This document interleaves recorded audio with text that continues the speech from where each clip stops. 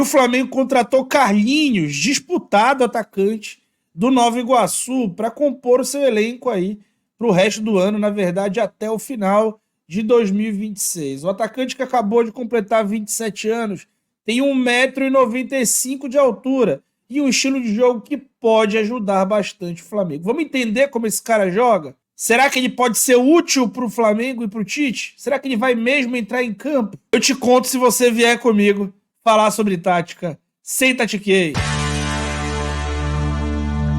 Que ele é goleador ficou claro no Campeonato Carioca, e nesse vídeo eu vou te mostrar um pouco além disso. Mas ainda sobre os gols, ele teve um aproveitamento muito interessante das chances que construiu. O aproveitamento de gols esperados do Carlinhos foi de 122%, contra 93% de aproveitamento do Pedro.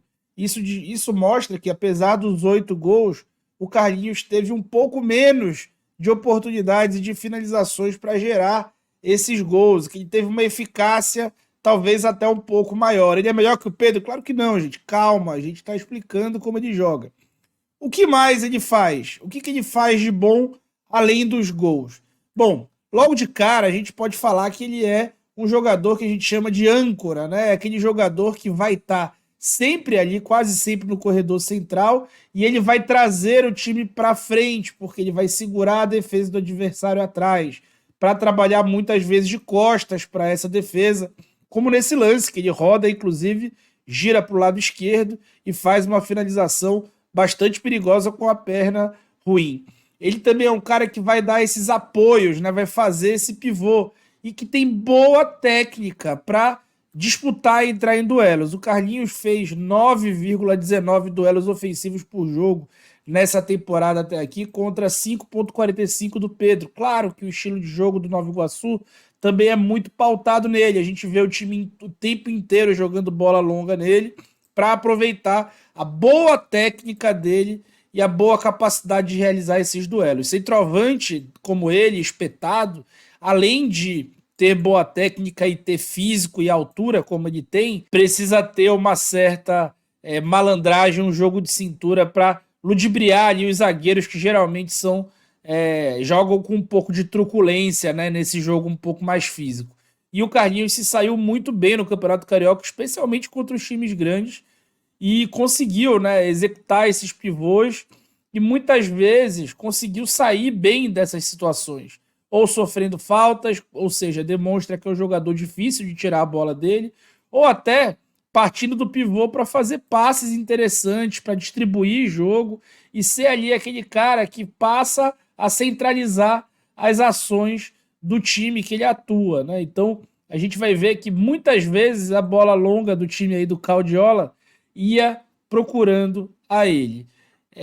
Várias dessas vezes essa bola ia por cima, e esses duelos aéreos dele têm um ótimo aproveitamento, um aproveitamento de cerca de 40%, que é um aproveitamento parecido até com o do Pedro, embora o Carlinhos tenha muito mais essa utilização, ou seja, não tem tanto efeito da variância estatística.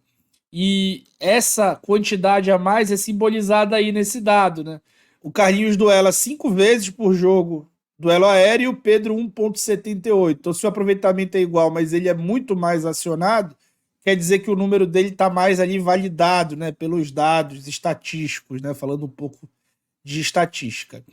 Fato é que, além dessa capacidade de duelar por cima e de ser esse cara âncora que segura a defesa adversária, ele surpreende por ter uma boa capacidade de associação. Aqui um passe em profundidade que ele deu para o Iago, filho do Iranildo, e ele vai dar alguns passes, ele vai distribuir jogo algumas vezes e vai inclusive usar a perna esquerda até para dar passes longos em profundidade, como esse caso aí que a gente viu inclusive no primeiro jogo da final do Campeonato Carioca. Ele pode não ser um cara brilhante tecnicamente, mas ele é um cara que demonstra ter essa capacidade de servir e uma boa visão de jogo. Aqui ele passa a bola na hora certa para o gol do Xandinho.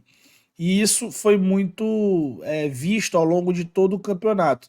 Não sempre em assistências, mas muitas vezes nessa jogada a um toque, né? Nessa bola que chega nele e ele dá um ou no máximo 2 toques na bola e progride, e passa em profundidade. Às vezes faz ali um corta-luz, realiza uma tabela e ele demonstra ter uma capacidade interessante ali, uma qualidade técnica interessante. Não estou dizendo aqui que ele é craque, mas que ele passa longe de ser um grosso, especialmente para a altura que tem. Não chega a me surpreender o fato dele ter desabrochado agora com 27 anos apenas.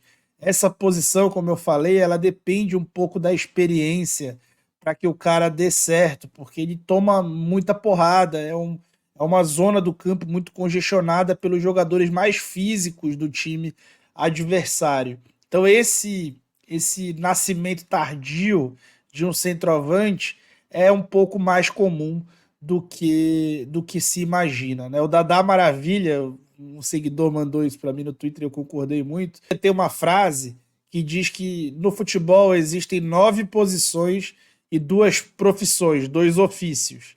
E esses 2 é goleiro e centroavante. De fato, realmente são duas posições que demandam uma adaptação bem mais complexa ali da base para o profissional. Então veja como ele se associa às vezes até espaço curto, ele tem a passada larga e ele é rápido, né? Por incrível que pareça, ele não é um jogador lento e tem uma mobilidade acima da média ali para um cara tão grande quanto ele. Ele não era grosso, eu já sabia, até a olho nu ali, vendo os jogos, sem estar estudando ele para falar. Mas uma coisa legal que eu vi dele é o trabalho sem bola. Seja na voluntariedade dele de trabalhar sem bola, seja na própria velocidade de explosão que ele tem. Gente, o Léo Pelé, que é o jogador talvez que ele mais tem incomodado na saída de bola, o Léo Pelé, ele é o cara mais rápido, ele é o zagueiro que, ao conduzir essa bola, ele é o cara mais rápido do Brasil nessa posição, até por ter sido lateral e ter muita explosão. E ele acompanhando o Léo Pelé, acompanhando o pique, fazendo falta, roubando bola, mas incomodando o cara, né? Um cara de 1,95 passada larga e tem essa capacidade aí de defender e de ajudar os seus colegas também no momento sem a bola, o que não é muito comum para jogadores dessa sua estatura. Então é um cara extremamente moderno, tá apto para jogar em qualquer proposta de jogo, apesar dessa sua característica física. Mas será que o Flamengo precisava contratar esse cara? Será que contratou só por conta da suspeição do Gabigol? Bom, vamos analisar aqui de novo. Aqui colocando jogadores por posição, eu já dizia que o Flamengo tinha no ataque 2 opções muito diferentes entre si. Pedro e Gabriel eram as únicas opções ali para a camisa 9, sendo que são atacantes de estilo extremamente oposto. Para fazer o que o Pedro faz, ou até para ter 2, para desempatar jogos, o Flamengo precisava ter um atacante que fosse um jogador âncora, que sustentasse a pressão ali nas jogadas de costa, que tivesse duelos aéreos e que fosse capaz de fazer gols. Bom, parece que eu estou falando para vocês características do Carlinhos. Então, acho sim que o Flamengo fez uma contratação que tinha necessidade de fazer, de um jogador que vai ter oportunidades de entrar em campo. Um time como o Flamengo naturalmente vai enfrentar equipes retrancadas, muito fechadas, e os cruzamentos para a área podem se tornar uma alternativa para quando o time não tiver conseguido furar defesas e o jogo estiver acabando. Mesmo quando o Pedro estiver jogando, é muito possível que a gente veja o Carlinhos entrar para fazer um jogo de mais profundidade, de mais bola aérea, de mais imposição física e tentar furar ali defesas, abrir placares ao final dos jogos. Ano passado a gente viu o Flamengo colocando o Léo Pereira para jogar de centroavante, porque não tinha outro jogador com essa característica. Agora tem, esse cara é o Carlinhos, que é um cara que pode ser muito, muito útil ao Flamengo, chega por um custo baixíssimo e centroavante desse tamanho, com o Flamengo no currículo, sempre vai ter valor de mercado. Eu não me espantaria se o Flamengo revendesse o Carlinhos, mesmo que ele dê errado, com bastante lucro, tá bom? Então é isso, deixa teu like, se inscreve no canal. O que você achou da contratação? Conta pra mim, tá bom? Um abraço, valeu!